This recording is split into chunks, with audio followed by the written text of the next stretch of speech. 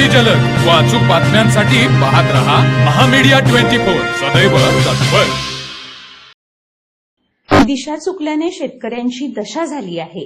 आता तुम्ही सेंद्रिय शेती केली नाही तर पुढच्या पिढीला उगवणाऱ्या शेतीचे क्षेत्र देऊ शकणार नाही, असे प्रतिपादन पंचगव्य चिकित्सक संस्थेचे संस्थापक डॉक्टर नितेश ओझा यांनी केले।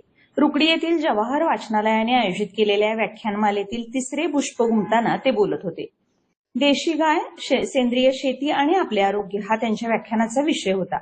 यावेळी अध्यक्षस्थानी मोहन इंगळे होते। हरित क्रांतीने पिकाऊ क्षेत्र वाढले, पण हेक्टरी सरासरी उत्पन्न घटले। रासायनिक खते वापरून, कीटनाशके फवारून उत्पादित झालेले संकरित धान्य खाल्ल्याने मानवी आरोग्यावर अतिशय घातक परिणाम होत आहेत।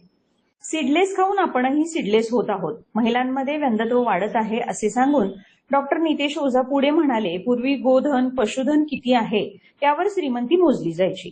देशी गायीचे संगोपन वाढवा। देशी गायीचे दूध, ताक, तूप बुद्धी व बलवर्धक आहे। गोमूत्र, शेण औषधी आहे। आपल्या शेतीपैकी काही भागात सेंद्रिय शेती करून बघा।